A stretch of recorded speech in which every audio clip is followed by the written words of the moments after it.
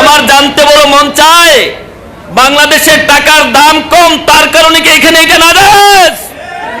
মালয়েশিয়ার টাকার দাম বেশি, তার মানে মালয়েশিয়াতে মিলাদুন নবী যায়। মৌলুদ এটা নতুন কোনো মাহফিল নয়। রাসূল পাক সাল্লাল্লাহু আলাইহি ওয়াসাল্লামের জন্ম বৃত্তান্ত আলোচনার মজলিস এইগুলা 600 হিজরির পরে শুরু হয়েছে, বিষয়টা এমন নয়। রাসূল পাক সাল্লাল্লাহু আলাইহি ওয়াসাল্লামের ওয়ালাদাতের আলোচনা সৃষ্টির প্রথম দিন থেকে শুরু হয়েছে, ধারাবাহিকভাবে চলে আসছে, ইনশাআল্লাহ কিয়ামত পর্যন্ত এটা জারি থাকবে।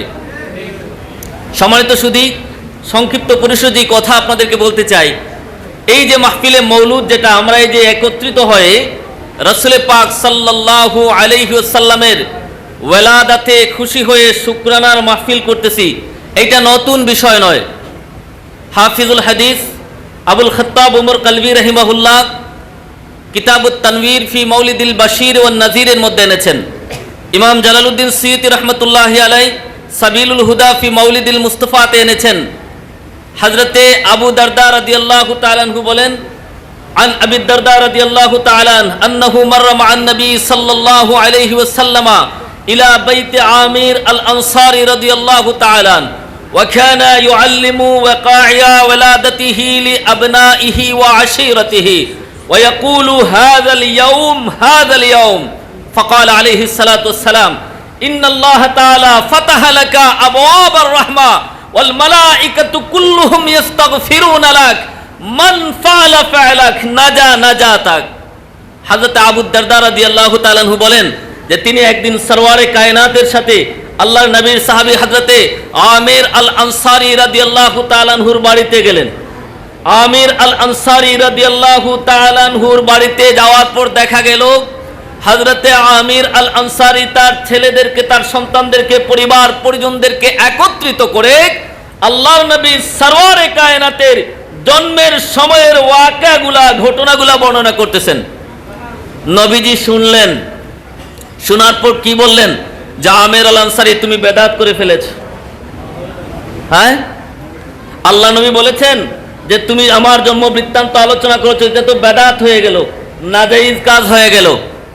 না, আল্লাহর নবী সরওয়ারে কায়নাত আমির আল আনসারীকে সুসংবাদ জানালেন, আমির আল আনসারী তুমি আমি নবী সরওয়ারে কায়নাতের জন্ম বৃত্তান্ত আলোচনা করেছো, তোমার এই কাজটা মাওলার দরবারে বড় পছন্দনীয় হয়েছে।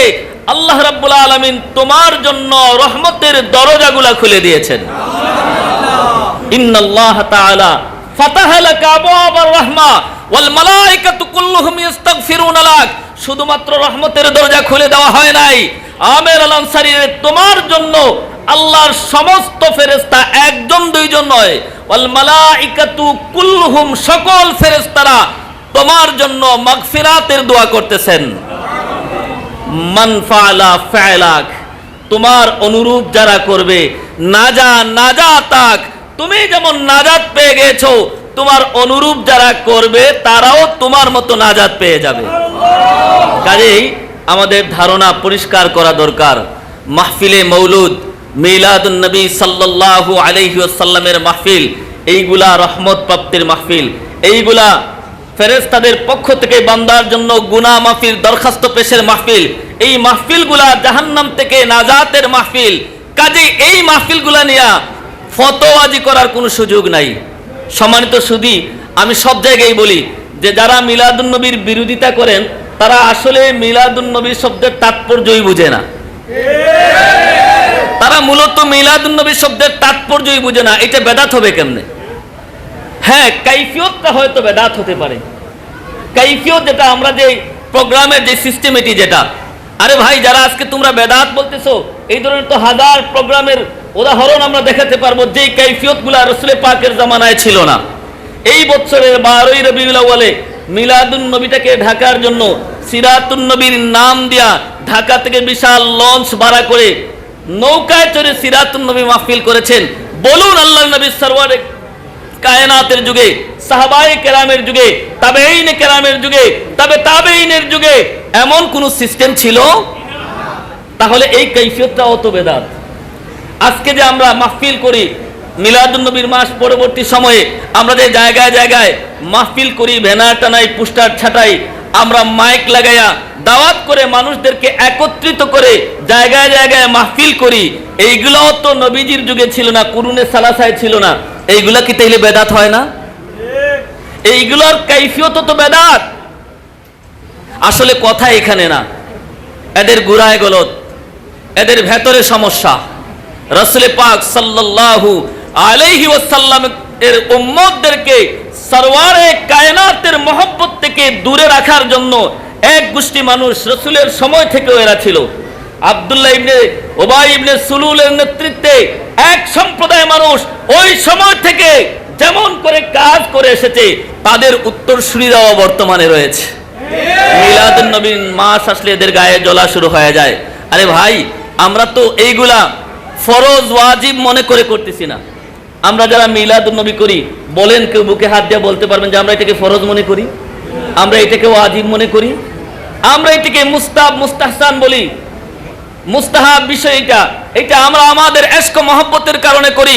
আমরা বিশ্বাস করি সরওয়ারে কায়নাতের জিকির যদি না থাকে, কেউ কোনোদিন কোনো প্রকারে সরওয়ারে কায়নাতের আশিক হতে পারবে না। একজন মানুষকে সত্যিকারের হুব্বে রাসূলের অনুসারী হতে গেলে তার মধ্যে 4টা গুণ লাগবে: ইতাআতে রাসূল, ইত্তিবায়ে রাসূল, যিকরুর রাসূল, আসসালাতু আলার রাসূল। 4টা গুণের সমাহার যদি কোনো মানুষের ভেতরে না হয়, সে যতই নিজেকে নবী প্রেমিক দাবি করুক, সে কোনোদিন কোনো কালে নবী প্রেমিক হতে পারবে না। নবী প্রেমিক হতে গেলে তার মধ্যে ইতাআত লাগবে, নবী প্রেমিক হতে গেলে তার মধ্যে ইত্তিবায়ে রাসূল লাগবে, নবী প্রেমিক হতে গেলে তার মধ্যে রাসূলের জিকির লাগবে, ওয়া রাফা'না লাকা যিকরাক। নবীজির জিকির লাগবে। নবীজির জিকির নাই, নবীজির দুরুদ নাই, যত বড় আশিকে রাসূল দাবি করেন না কেন, ওয়াল্লাহি আপনি নবীর প্রেমিক হতে পারেন নাই। আমরা এই মাহফিলগুলা করি নবীর প্রেমে। শেখ সাদি রহমতুল্লাহ আলাইহি বলছেন, দুস্তান রাকু যা কুনি মাহরুম তু কে বা দুশমনানে নজরদারি।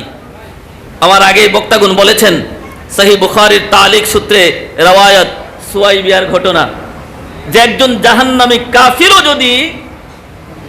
জাহান্নামী কাফিরও যদি নবীজির জন্মে খুশি হওয়ার কারণে সামান্য সময়ের জন্য আল্লাহ পাক তাকে জানের মধ্যে আরাম দিতে পারেন, একটা কাফির হইয়াও যদি সে এমন নেয়ামত পেতে পারে, তাহলে ইমানদার হইল তার অবস্থাটা কেমন? শেখ সাদি বলছেন, মালিক রে, তুমি তো ওই মালিক যেই মালিক তোমার দুশ্মনের প্রতিও তুমি নজর রাখো। তুমি যদি এমন হও, তাহলে তোমার প্রেমিকের প্রতি তোমার নজরটা কেমন থাকবে? সুবহানাল্লাহ। কাজে আমার ভাইরা, আমার বন্ধুরা, আজকে যারা মিলাদুন নবীর বিরোধিতা করেন, আমার আফসোস লাগে এই কারণে, তারাই তো ইবনে হাজার আসকালানির ফাথুল বারী পড়ে, তারাই তো ইমাম বুখারীর সহিহ বুখারী পড়ে, তারাই তো ইমাম মুসলিমের সহিহ মুসলিম পড়ে, তারাই তো ইমাম বাইহাকির দালাইলুন নবুওয়াত পড়ে, তারাই তো ইমাম জালালউদ্দিন সুয়ুতির জালালাইন পড়ে মাওলানা হয়েছেন, আলিম হয়েছেন। আজকে তারা কেমন করে তাদের উস্তাদদের ফতোয়াগুলো ভুলে যায়? বলেন, দেখাতে পারবেন যে ইমাম বুখারী মিলাদুন নবীর বিরোধিতা করেছেন, ইমাম মুসলিম মিলাদুন নবীর বিরোধিতা করেছেন, ইমাম তিরমিজি তো তার জামে তিরমিজিতে স্বতন্ত্র একটা বাবই রচনা করে দিয়েছেন, বাবু মা জাআ ফি মিলাদিন নবী। ইমাম বাইহাকি দালাইলুন নবুওয়াতে বাব রচনা করেছেন, আবওয়াবু ফি মিলাদে রাসূলিল্লাহ।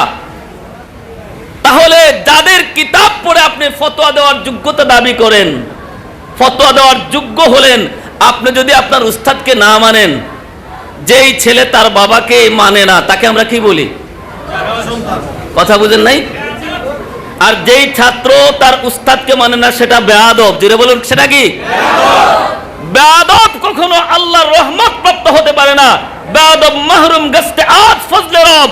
বেয়াদব কোনদিন আল্লাহর রহমত পাওয়ার যোগ্যতা রাখে ইমাম বুখারী, ইমাম মুসলিম, ইবনে হাজার আসকালানি, ইমাম তিরমিজি, ইমাম নাসাই, আইম্মায়ে মাযাহিব, আইম্মায়ে সিহা সিত্তা, সকলেই মিলাদুন নবী করেছেন, সকলেই আল্লাহর নবীর মিলাদ পালন করেছেন। হয়তো কাইফিয়ত ভিন্ন ছিল।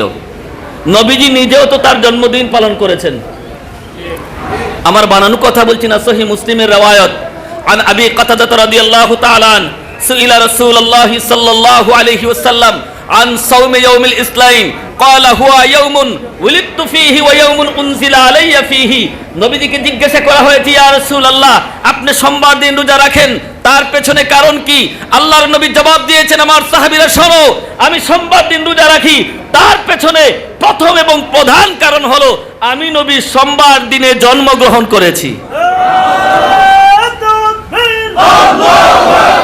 আমার ভাইরা এই হাদিস থেকে,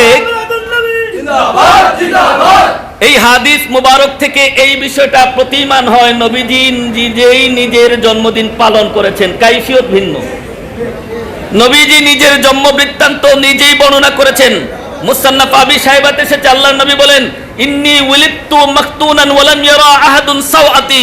নবীজি বলেন, আমি এমন নবী, যেই নবী খতনাকৃত অবস্থায় দুনিয়ার জমিনে আগমন করেছি, দুনিয়ার অন্য কেউ আমার লজ্জাস্থান দেখার সুযোগ পায় নাই। তাহলে নবীজি নিজের জন্ম বৃত্তান্ত আলোচনা করেন। কত হাদিস আমি আপনাদেরকে শোনাবো।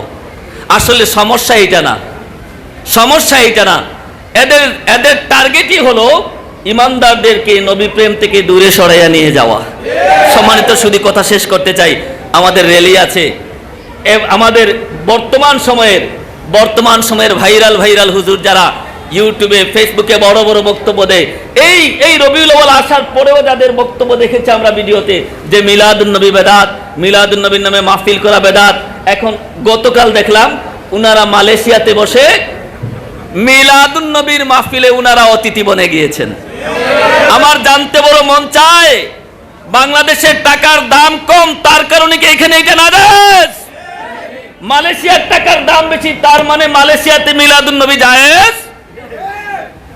আজকে যে সমস্ত ওলামাগণ মিলাদুন নবীর বিরোধিতা করতেন, গতকালও দেখলাম তাদের সবথেকে বড় মাদ্রাসা তামিরুল মিল্লাতে ব্যানার টানে ঈদে মিলাদুন নবীর মাহফিল হইতেছে। যারা ফতোয়াবাজি করছিলেন এখন ফতোয়া লাগান আহমদুল্লাহর বিরুদ্ধে, ফতোয়া লাগান মিজানুর রহমান আজহারির বিরুদ্ধে, ফতোয়া লাগান কামাল উদ্দিন জাফরির বিরুদ্ধে, ফতোয়া লাগান আব্দুল খালিক শরীয়তপুরীর বিরুদ্ধে, ফতোয়া লাগান মরহুম জুবায়ের আহমদ আনসারীর বিরুদ্ধে, যারা মিলাদুন নবীর ব্যানারে মিলাদুন নবীর নাম দেয়া মিলাদুন নবীর মাহফিলে আলোচনা করেছেন।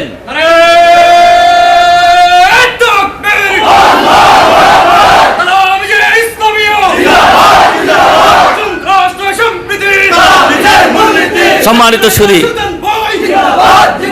সম্মানিত উপস্থিতি,